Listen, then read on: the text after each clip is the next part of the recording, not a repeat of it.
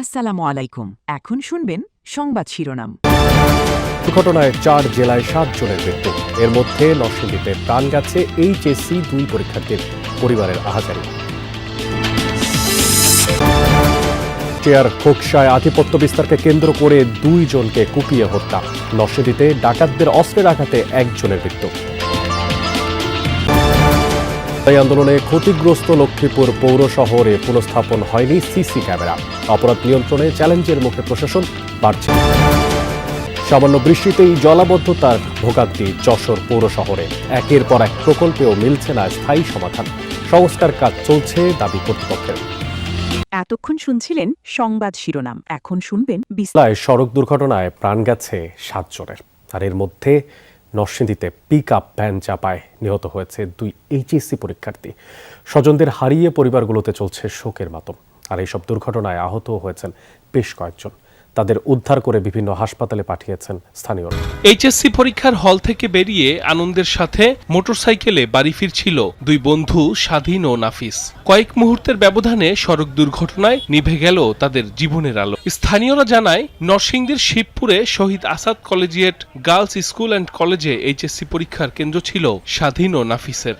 শনিবার দুপুরে মার্কেটিং পরীক্ষা শেষে মোটরসাইকেলে নরসিংদী সদরে বাড়ি ফিরছিল তারা। বাজনাবো এলাকায় পৌঁছালে শিবপুরগামী একটি পিকআপ ভ্যান তাদের চাপা দেয়। সাথে সাথে সড়কে ছিটকে পড়ে মৃত্যু হয় 2 বন্ধুর। খবর পেয়ে ঘটনাস্থলে পৌঁছে মরদেহ উদ্ধার করে পুলিশ। পরীক্ষা দিতে আসছিল শিবপুরে আর কি, শিবপুর লালগাছ বালিকা উচ্চ বিদ্যালয়ে। তো ওইখান থেকে যাওয়ার পথে ভাজনাবরে অ্যাক্সিডেন্ট করে আর কি। মুরগি বহন যে গাড়ি আছে ওইটার সাথে ওইখানেই মারা যায়। ঘটনাস্থলেই নাফিস এবং স্বাধীন মৃত্যুবরণ করেন। এই ঘটনায় পরবর্তী আইনগত ব্যবস্থা প্রক্রিয়াধীন পিকআপ ভ্যান এবং মোটরসাইকেল আটক আছে। নীলফামারী কিশোরগঞ্জের শালটিবাড়ি এলাকায় মাইক্রোবাস খাদে পড়ে প্রাণ গেছে 1 শিশুসহ 2 জনের। স্থানীয়রা জানায়, বিয়ের আনুষ্ঠানিকতা শেষে 16 জন বরযাত্রী নিয়ে খুগিপাড়া থেকে বন্দরপাড়ায় ফিরছিল মাইক্রোবাসটি। শালটিবাড়ি এলাকায় পৌঁছালে নিয়ন্ত্রণ হারিয়ে সড়কের পাশে খাদে পড়ে যায়। ঘটনাস্থলে প্রাণ হারায় 2 জন। পরে আহত অন্তত 12 জনকে হাসপাতালে পাঠায় স্থানীয়রা। শেরপুরের নালিতাবাড়িতে সড়ক দুর্ঘটনায় যাত্রী সহ এক অটোরিকশা চালকের মৃত্যু হয়েছে। পুলিশ জানায়, নালিতাবাড়ি শহর থেকে অটোরিকশায় 5 গাঁওয়ে শ্বশুর বাড়ির উদ্দেশ্যে রওনা হন শহীদুল ইসলাম। চেল্লাখালী এলাকায় পৌঁছালে অটোরিকশাটি নিয়ন্ত্রণ হারায়। ঘটনাস্থলে মৃত্যু। খোকসায় আধিপত্য বিস্তারকে কেন্দ্র করে 2 জনকে কুপিয়ে হত্যার ঘটনা ঘটেছে। আহত হয়েছেন 1 জন। এই ঘটনায় 2 জনকে আটক করেছে। রাতে উপজেলার দেবীনগর গ্রামে এই ঘটনা ঘটে। নিহতরা হলেন ফারুক হোসেন ও আব্দুল। আধিপত্য বিস্তার নিয়ে দীর্ঘদিন ধরেই স্থানীয় সালিম হোসেনের সাথে বিরোধ চলছিল মিন্টু চৌকিদার গ্রুপের। শুক্রবার বিকেলে 2 গ্রুপের মধ্যে সংঘর্ষ হয়। এরই জেরে রাতে মাদক বিক্রির অভিযোগ তুলে মিন্টুর অনুসারীরা দেশীয় অস্ত্র দিয়ে হামলা চালায় সালিম হোসেনের বাড়িতে। হামলায় ঘটনাস্থলেই প্রাণ হারান ফারুক ও আব্দুল। গুরুতর আহত 1 জনকে উদ্ধার করে হাসপাতালে ভর্তি করা। নরসিংদীর মাধবদীতে ডাকাতদের কোপে 1 জন নিহত হয়েছেন। আহত হয়েছেন আরও 1 জন। রাতে বলবর্দী এলাকায় এই ঘটনা ঘটে। নিহতের নাম শাহজাহান মিয়া। পুলিশ জানায়, গভীর রাতে শাহজাহানের বাড়িতে 8 থেকে 10 জনের একটি ডাকাত দল হানা দেয়। বাড়ির লোকেরা ডাকাতি করতে বাধা দিলে ধারালো অস্ত্র দিয়ে এলোপাতাড়ি কোপাতে থাকে ডাকাতরা। এই সময় অস্ত্রের আঘাতে ঘটনাস্থলেই মারা যান শাহজাহান। আহত হয় 1 জন।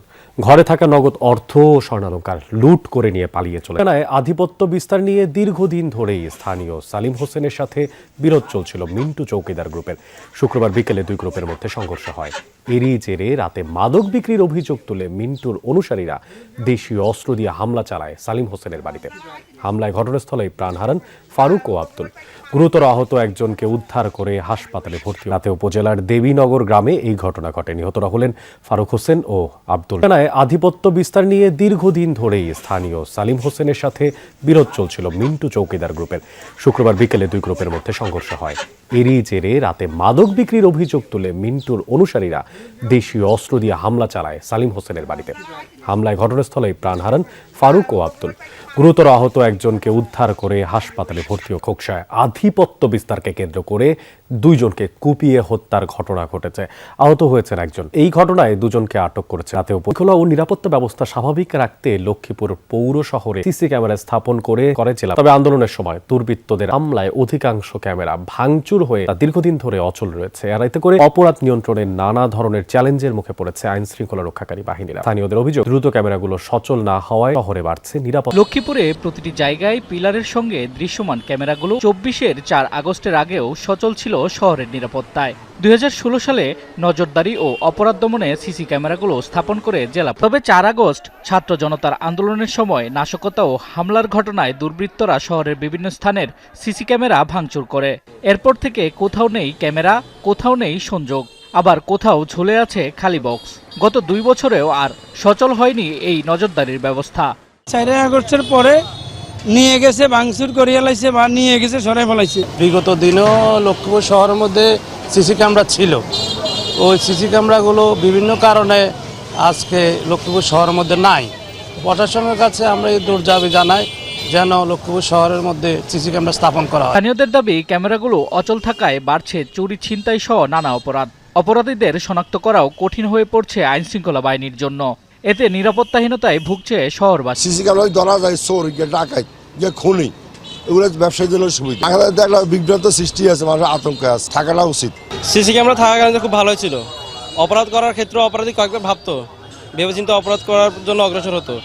এখন সিসি ক্যামেরা না থাকার ফলে দেখা যাচ্ছে অপরাধী সে সুযোগ পেয়ে গেছে, সে তো অপরাধ করতেছে, এই অপরাধগুলো কোথাও ক্যামেরাবন্দি হচ্ছে না।